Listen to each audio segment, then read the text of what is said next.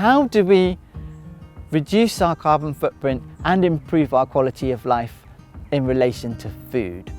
Well, I'm looking for the most delicious, the most nutritious food with the lowest amount of toxins. And if you agree that that's what we're looking for, then seasonal, local, organic food actually has the best taste, the most nutrients, and it's got the lowest amount of toxins. There's very little pesticide residues in it.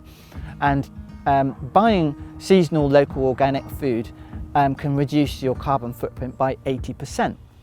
Now, food is a very complex field, so there's lots of interesting questions there. So can we have things like nuts and raisins and rice and lentils imported from far afield? Yes, if they come by ship, because ship is phenomenally efficient at transporting things around per kilo of goods. So we will always be able to eat dried food from other parts of the world. So the trick is to avoid importing water. And then another rule of thumb, of course, is seasonal food. Eating food in season means that it's come from quite close by.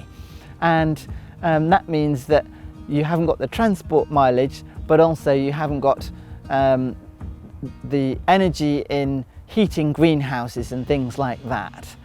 And you can also continue to eat meat, but if you eat a lot of meat, reducing your meat intake by half perhaps will save a lot of CO2, between half a tonne and a tonne per year.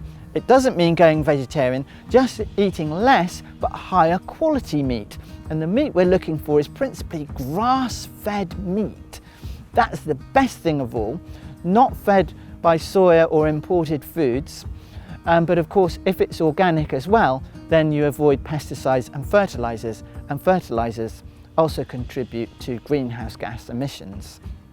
So using those simple rules of thumb, we can get a better diet, more enjoyable, and reduce our carbon footprint, and also make more connections with local gardeners and local farmers, so that it's good if you try to buy your food from people who can tell you how it was made.